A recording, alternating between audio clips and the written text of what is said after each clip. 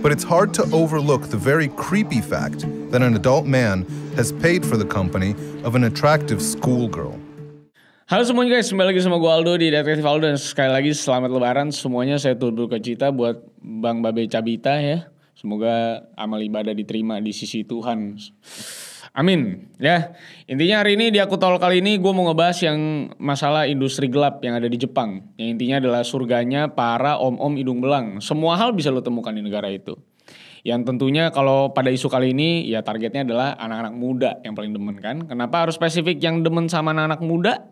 Ya karena ternyata di Jepang itu ada industri gelap yang melibatkan anak cewek yang masih pada sekolah. Dan anak-anak sekolah ini dijajakan di jalanan buat para laki-laki yang merasa kesepian ataupun yang punya kebutuhan tertentu yang lu tahu lah apa kebutuhannya kan. Nah jadi di Jepang itu ada yang namanya Joshi Kose Onsanpo. Yang artinya adalah jalan-jalan sama cewek-cewek SMA. Sakit bukan? Jadi mereka itu benar-benar ngelakuin escort service buat para pelanggannya yang mayoritas itu om-om yang umurnya jelas jauh banget dari mereka. Dan ya lu tahu sendiri om-om yang datang kan pasti mayoritasnya punya keinginan-keinginan yang lucu pasti kan. Apalagi kita juga tahu kalau di Jepang itu fantasi orang kan sangat-sangat liar. Nah tapi gimana background terjadinya fenomena Joshi Kose Onsanpo ini dan sebenarnya mereka itu ngapain? Apakah jalan-jalan doang terus pulang makan cendol gitu atau abis jalan-jalan masih lanjut ke tempat yang luar biasa seru? Nah kita bahas di video kali ini. Let's begin the video guys.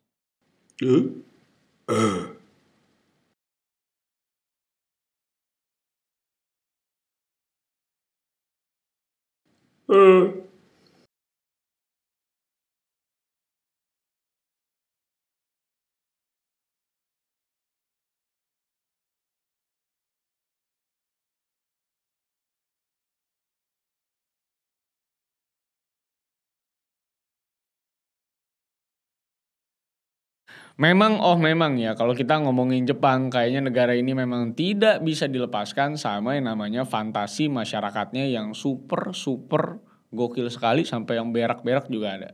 Gokilnya juga kenapa? Karena kita semua tahu ya kalau Jepang itu dari dulu salah satu negara yang terbuka sama yang namanya kebutuhan jasmani orang dewasa. Yang bahkan jadi salah satu negara yang paling terbuka soal hubungan seksual. Nah makanya dari keterbukaan ini fantasi yang ada di sana juga jadi sangat terdevelop dan bisa dibilang liar juga. Karena kalau kita lihat ke sana ya ada banyak banget tempat, barang atau bahkan sampai vending machine aja itu banyak banget yang isinya jualannya itu aneh-aneh. Bahkan ada celana dalam jadi vending machine juga. Dari mulai yang juga selain celana dalam ada kontrasepsi atau bahkan sampai yang jualan aneh-aneh yang lebih aneh lagi semuanya ada di sana. Makanya jadi gak heran ya kalau apa yang mau gue bahas sekarang itu bisa ada di sana, eksis di Jepang. Yang bukan lain adalah Joshi Kose Onsanpo alias Walking Dead sama cewek-cewek SMA. Ya bener, kalian tuh bisa jalan-jalan bareng sama cewek-cewek SMA di Jepang. Di sini juga bisa, cuman beda caranya ya. Nah, oke di sini gue bahas dari mulai apa itu JK Onsanpo ini. Jadi kayak yang udah gue bilang tadi, JK Onsanpo itu kependekan dari Joshi Kose Onsanpo. Yang artinya itu adalah jalan-jalan sama cewek Jepang yang masih ada di bangku SMA. Alias kencan sama mereka lah gitu ya. Nah, kegiatan JK Onsanpo ini kurang lebih diantaranya itu ada jalan-jalan di daerah tempat mereka kencan, terus minum-minum di bar, atau bahkan sampai ke gitu, week ya. Dan kalau lu pada mikir, kalau jalan-jalan sama anak SMA kan gak masalah atau gimana. Harus diingat juga sebenarnya kalau yang datang dan kepikiran buat ngelakuin kencan sama anak-anak ini, itu bukan cuman anak-anak SMA yang sepantaran sama si ceweknya. Dan mayoritas yang pakai jasa kencan ini itu pria-pria yang mungkin udah seumuran gua atau jauh lebih tua lagi. Kayak yang umurnya mungkin 40, 50, 60 kali ada. Kalau kesenggol mati juga itu laki ya. Makanya ini jadi salah satu isu yang ramai banget diperdebatkan di Jepang. Nah tapi sebelum masuk lebih dalam ke si JK Onsanpo ini mungkin gua harus bahas juga soal masalah jasa wik-wik yang ada di Jepang ini. Karena kalau ada jasa yang melibatkan orang-orang semuda itu mungkin kalian mikirnya industri di Jepang itu legal dan bebas begitu aja. Tapi sebenarnya pada realitanya industri ini tuh ilegal di Jepang. Tapi pertanyaannya kan kenapa mereka bisa berkeliaran begitu aja walaupun industrinya tuh ilegal. Apalagi kalau kita ngelihat ke daerah red light districtnya Jepang kayak Kabukicho dan lain-lain gitu ya. Ya jawabannya sebenarnya ada cara buat mengakali sistem dan hukum yang ada di Jepang. Karena kalau kita lihat ke peraturannya, prostitusi itu sendiri didefinisikan sebagai hubungan intim antara satu orang dengan orang lain yang bisa dibilang nggak dikenal dan hubungannya itu transaksional, alias ada bayar-membayar di sana. Sedangkan kalau misalnya ada yang berhubungan antara teman atau orang yang dikenal, itu nggak dianggap ilegal. Dan bahkan kalau ada transaksi di situ pun, anggapannya tetap legal dan bukan termasuk prostitusi. Jadi dengan adanya peraturan ini, kebayangkan gimana orang-orang di sana bisa ngakalin peraturan dan akhirnya jadilah si red light district kayak Kabukicho dan kawan-kawan karena ada loophole di hukumnya. Terus gimana mengakalinya? Karena kalau sama yang kenal doang mah nggak bakal jadi bisnis sebenarnya kan karena gratis. Jadi cara ngakalinnya itu mereka bikin yang contohnya itu ada pink salon atau soplen. Apa itu pink salon dan soplen? Jadi pink salon itu ya sekilas kayak salon biasa, warnanya pink, tapi orang yang masuk ke sana itu bukan mau krembat atau potong rambut, enggak. Tapi mau dibegituin via oral. Jadi beberapa dari pink salon itu biasanya jual makanan atau minuman. Dan di sana juga nggak ada ruangan private kayak rumah bordel gitu ya. Udah gitu selain dari pink salon ini, di Jepang juga ada yang namanya Shopland.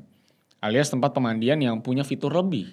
Nah, cara nge-unlock fitur tambahan itu adalah dengan bayar fee lebih buat dipijetin dan fitur-fitur lain yang lebih mantap lagi alias jadi mandi plus. Seger pasti kan? Jadi paham ya gimana cara mereka mengakali sistem di sana dengan industri bisnis yang mungkin bervariasi. Jadi memang pura-puranya bisnis utamanya itu bukan bagian prostitusinya, tapi di bagian salon, pemandian umum dan lain-lainnya. Setelah itu ya kan urusan customer dan orangnya mungkin udah kenal gitu kan. Dan kalau kita balik lagi ke yang namanya JK Osanpo, sebenarnya industri ini juga bisa muncul pastinya karena ada permintaan alias demand-nya, hukum ekonomi, supply and demand. Karena memang di sana itu ada banyak banget laki-laki yang tertarik sama cewek-cewek pakai seragam SMA, kayak di anime-anime. Karena memang dari produk-produk budayanya pun kita nggak bisa sanggah lah. Dari anime-anime aja kita bisa lihat kalau banyak judul yang gambar cewek-cewek sekolahnya itu kadang-kadang memang berlebihan. Apalagi kan seragam sekolah di Jepang juga inspirasinya dari seragam pelaut. Jadi cukup unik juga memang kayak Sailor Moon gitu modelannya kan. Jadi mayoritas dari pelaku Yoshikose Osanpo ini biasanya memang umurnya ada dari 16 sampai 18 tahun tuh biasanya pelakunya. Pokoknya umuran-umuran anak SMA lah pada umumnya. Dan biasanya mereka itu nawarin customernya itu di bar ataupun di jalan-jalan yang ada di Red Light District. Dan biasanya mereka juga ditemenin sama orang dewasa yang nampung mereka. Jadi kadang itu customernya bisa ketemu mereka dari kafe atau bar ataupun langsung ketemu mereka di jalan. Terus ngapain gitu pertanyaan kencannya. Jadi kegiatan mereka itu cukup berbeda-beda ya. Dari mulai cuman sekedar ngobrol-ngobrol atau curhat sekitar 30 menit sampai sejam. Terus ada yang cuman pengen tatap-tatapan doang sama cewek sekolahan ya. Tatap-tatapan gitu ya. Atau ada juga yang jalan-jalan terus makan bareng. Dan sampai yang paling anehnya itu ada juga yang pengen ngipin roknya doang selama beberapa waktu. What the fuck gitu kan. Jadi emang ada yang benar-benar sakit gitu pelanggannya, fantasi udah berlebihan. Dan dari sana juga banyak yang akhirnya kencan itu bereskalasi ke nginep di love hotel dan segala macamnya yang jam-jaman. Dengan bayaran yang tentunya lebih dong pasti kan. Dan dengan kegilaan industri ini sebenarnya udah banyak banget yang concern juga. Terutama dari Departemen Luar Negerinya Amerika Serikat yang ngerasa kalau Jepang ini secara nggak langsung itu terjadi namanya eksploitasi anak-anak.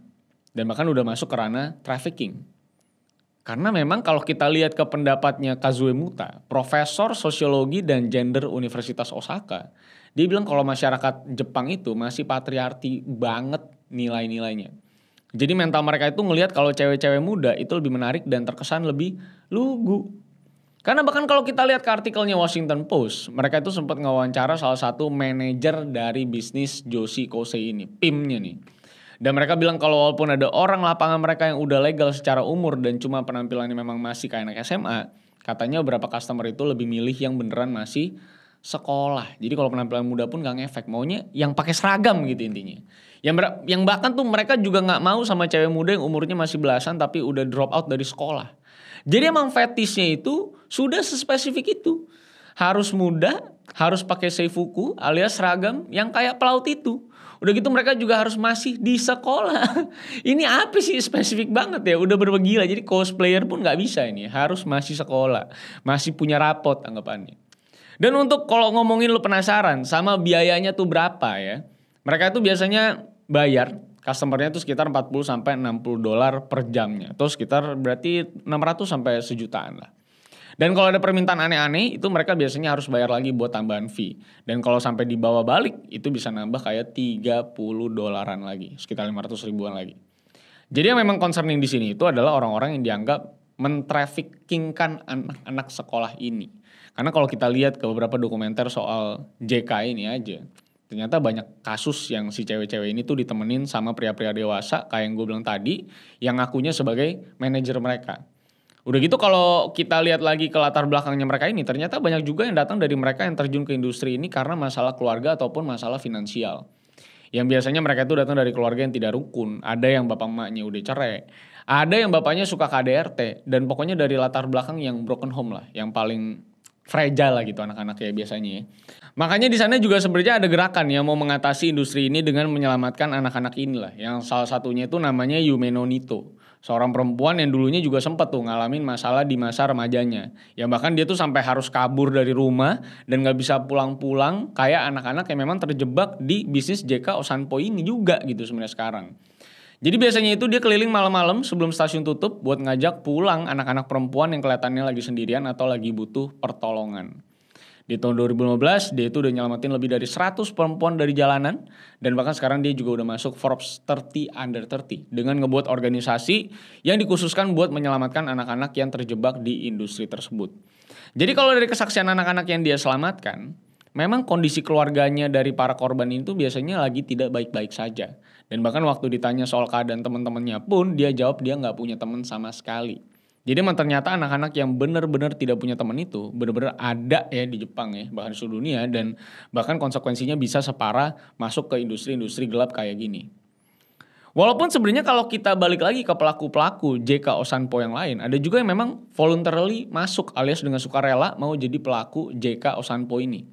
Yang bahkan ada salah satu pelaku ini yang bilang kalau dia nggak ngelarang orang-orang terdekat atau bahkan adiknya sendiri buat masuk ke bisnis gelap ini. Karena katanya kalau memang passion sih ya nggak apa-apa. Dan kata salah satu manajer yang diwawancari Washington Post itu juga bilang kalau ini cuma sekedar bisnis. Karena di sana itu ada anak yang mau nyari duit dan ada juga om cakul yang mau ngedate sama anak sekolahan. Jadi ketemu match gitu kan. Bahkan kalau lu lihat aja, itu si Simon yang jadi jurnalis Vice mukanya agak lebih terganggu waktu dia memang mewawancara cewek-cewek ini dibandingkan waktu dia ada di perbatasan Ukraina Rusia yang lagi tempur. Saking memang anehnya ini fenomena di Jepang dan para pelakunya rata-rata juga emang suka. Dan apa ada kata passion gitu, maksud gue kenapa ada kata passion ya di sana ya.